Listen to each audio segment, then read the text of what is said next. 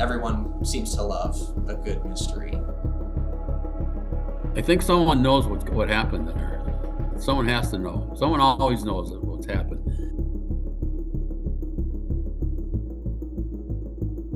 It was very clear that brutality and how that body was found and what had been done to Terry. And there was a certain amount of shock.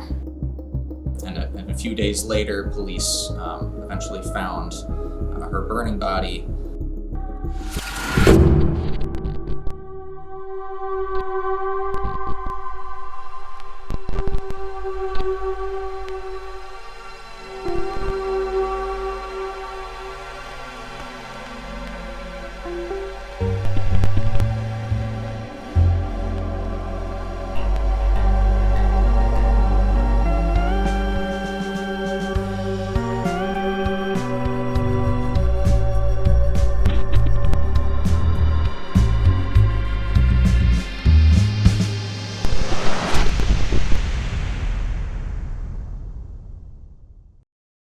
A gruesome murder that sent shockwaves through the entire Cooley region.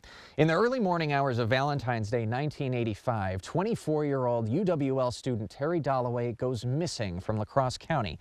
And 4 days later, her headless body is found burning in this ditch in Vernon County. And to this day, the identity of her killer remains a mystery.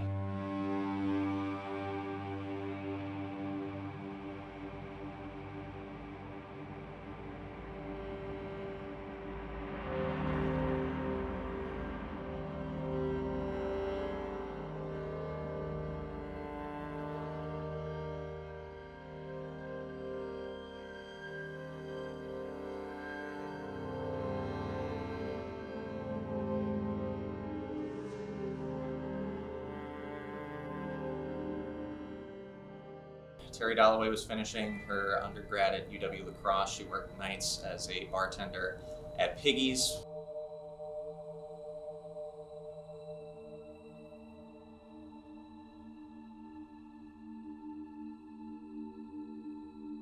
I didn't know Terry until we opened Piggy's and she applied to work there.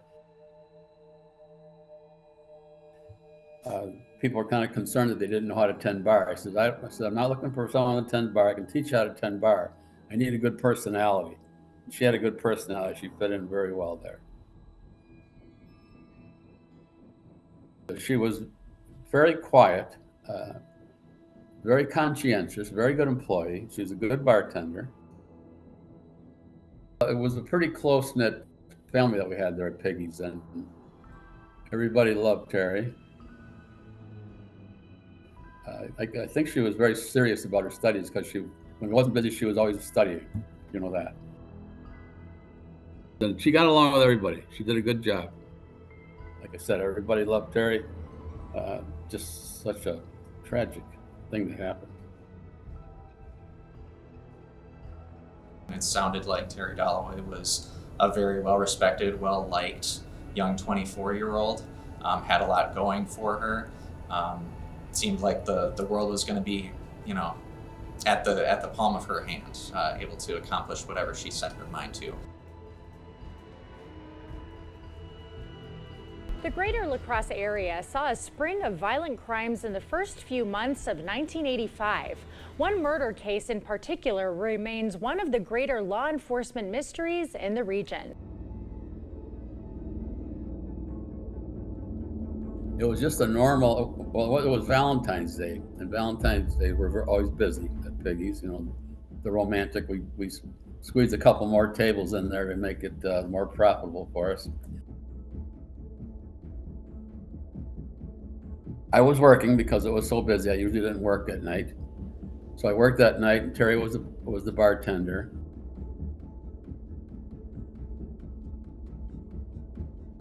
And after it slowed down, I don't know, 10, 11 o'clock, I said she could go. I think she had something to do either that night or the next day. I believe she had something going on.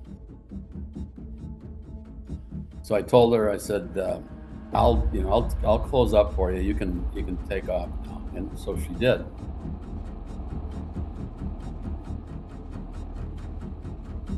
She was coming back from her shift at Piggy's, but mysteriously went missing from her Berry Mills trailer home that she was sharing with her boyfriend, Russell Lee. But he told police he left for his shift, and when he came back later in that evening, door ajar, no sign of Terry. She had a white poodle as well, no sign of the poodle, but no sign of any forced entry or any conflict within the trailer home. Nothing really seemed out of place. It's not like the area was trashed or anything like that. And so her boyfriend at the time had contacted police, had exhibited worry that, hadn't seen her.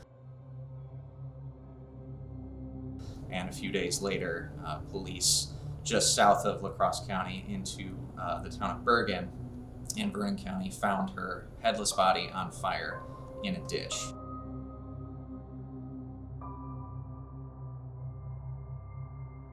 No one knew anything about it until, obviously till her body was found, and we didn't even know it was her for a while.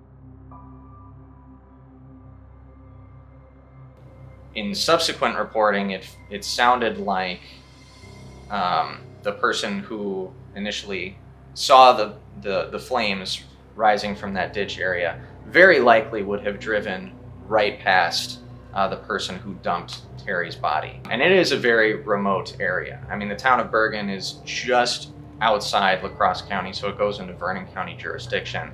But that specific ditch is kind of tucked in an area where there's a lot of rolling hills, and the sheer height of some of them, if somebody hadn't been driving down that road, there would not necessarily have been people on either side of those hills to see any smoke or flames. So it was a very remote area. So whoever dumped Terry's body in that area was probably pretty confident that it wouldn't be found immediately. And the placement of that body is an interesting one, because the way her body had been dumped into that ditch, the body had kind of rolled over, and one of her hands was essentially underneath her chest, body down that way. And the flames, using some kind of accelerant, I'm sure the prevailing thought was some kind of gas canister, dumping some gasoline on the body and lighting a match. But that hand remained intact, which allowed police to fingerprint and essentially confirm who it was, unfortunately, because obviously the removal of the head can't go by facial recognition or dental records or anything like that. So an interesting development in that case that allowed them to kind of essentially hit the ground running in 1985.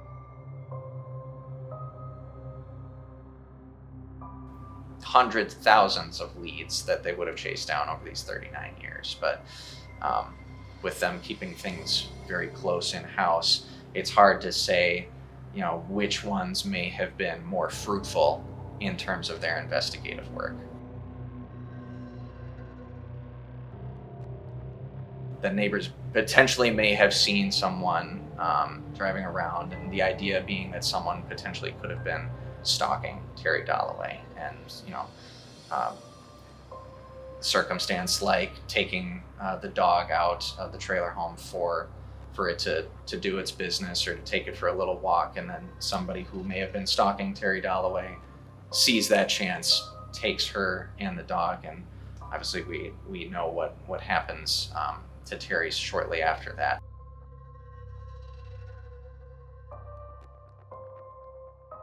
Last October, someone in a healthcare institution in the Madison area essentially told a nurse that person, was responsible and was, confessing to that crime.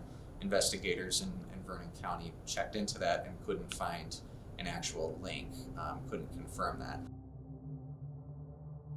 Intrigue and suspicion was kind of levied at Russell Lee, the boyfriend, because obviously the access to the trailer home and no sign of a struggle would probably indicate to officers and people in the community that perhaps Terry knew who would have taken her. He went by the nickname Whitey back in the day. Very avid pool player, played in a lot of tournaments, a lot of money at stake. Russell Lee was a pool player and somewhat of a gambler. You know, they said that had to be a reason why it happened. There was a certain profile that started to be shared about Russell's character, and there was quite a juxtaposition with Terry Dalloway. Terry being younger than Russell, and the crowd that Russell ran with these pool tournaments, and potentially, a lot of speculation about being thousands of dollars indebted to certain individuals. We don't find out, who those certain individuals are, but juxtaposing a somewhat shadier, recreational lifestyle, playing pool and getting in deep. It was a harsh contrast to Terry Dalloway, who is a very well-regarded, well-respected manager at Piggy's, and by all accounts an excellent student, and no one had a bad thing to say about her. And so you juxtapose those two in a relationship, and with the scene of her going missing, having no sign of foul play necessarily, again, that potential familiarity with someone who potentially could have taken her, a lot of fingers start pointing at Russell Lee. Once DNA became an available tool for law enforcement, obviously they had gotten permission to exhume the body in Illinois. Again, that was something that was very close to the vest. There was some kind of DNA piece of evidence that, from what we had read going back, had ruled Russell Lee out in the perspective of investigators. But there are certain questions undoubtedly still left unanswered. And there are officers from the La Crosse County Sheriff's Office and Vernon County Sheriff's Office who had stacks upon stacks of information and probably witness statements and investigative reports trying to track down any potential vehicle that may be linked to a speck of material that was found on Terry's body. And that you can imagine just how this case ate at so many of those officers who, some of them ended up retiring, and that item on their desk being the last case that they just weren't able to solve. And it probably eats at them to this day. And then the officers who are promoted to then become investigators in these communities, they know that they're inheriting this case, and they want to do right by their predecessors and the Dalloway family to try and make something come closed out of this, and to bring that closure to the family and the community, and to be able to definitively, find justice. There were definitely efforts on our part to try and get a hold of retired investigators who have, decided to still settle in the La Crosse or, Viroqua area, and those calls were not returned.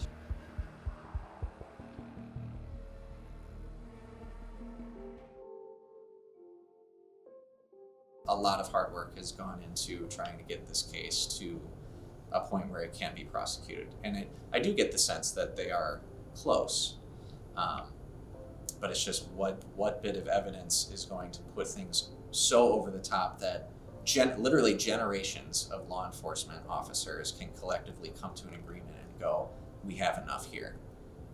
That's a heavy burden and a high burden for them to try and meet, because they don't want to get this wrong. We need to get some closure to this and some justice for Terry and her family.